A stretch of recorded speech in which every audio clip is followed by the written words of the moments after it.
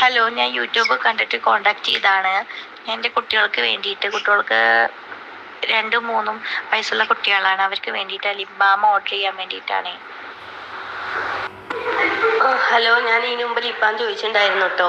ഞാൻ നമ്പർ ഇവിടെ വെച്ചിട്ടുണ്ടായിരുന്നു. അതാ ചേച്ചിയുടെ നമ്പർ എനിക്ക് കിട്ടിയത്. കാരണം എന്താ വെച്ചാൽ എൻ്റെ അമ്മ മരിച്ചു പോയപ്പോൾ ഞാൻ ആ ടെൻഷനിലും കാര്യമൊക്കെ ആയിരുന്നു. പിന്നെ ഞാൻ മെസ്സേജ് ചെയ്യാതിരുന്നത്. ലിപ് ബാം എനിക്ക് ആവശ്യമുണ്ടായിരുന്നു.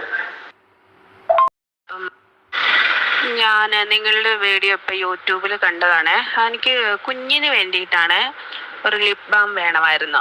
അപ്പം നാച്ചുറലായിട്ട് വീട്ടിൽ തന്നെ ചെയ്യുന്നതല്ലേ, അപ്പോൾ ഞാൻ അങ്ങനെ ഇങ്ങനെ നോക്കി നടക്കുമായിരുന്നു. അപ്പം നിങ്ങളുടെ വീഡിയോ ഇപ്പോൾ യൂട്യൂബിൽ കണ്ടിട്ട് ഞാൻ മെസ്സേജ് അയച്ചതാണ്. എടാ, ലിപ്സ്റ്റിക്ക് കിട്ടി കേട്ടോ. കിട്ടിയപ്പോഴേ എടുത്ത് കളിച്ച് വാരി ഇവിടെ തേച്ചുകൊണ്ടൊക്കെ നടക്കുവാ. ഇപ്പോൾ ഇന്ന് സ്കൂളിൽ പോയില്ല, പനിയായിട്ടിരിക്കുന്ന.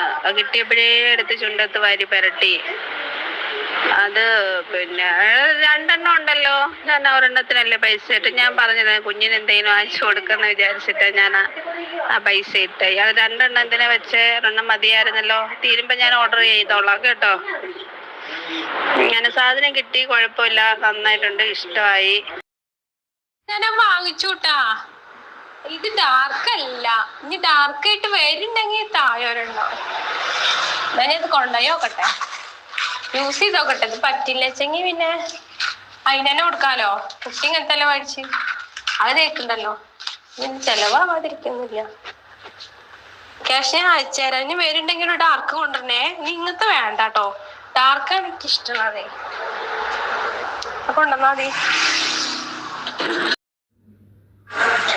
എനിക്കൊന്ന് വേണം കേട്ടോ. എന്നാൽ കൊറിയർ അയക്കുമോ? ഞാൻ അഡ്രസ്സ് സെൻഡ് ചെയ്ത് തരാം.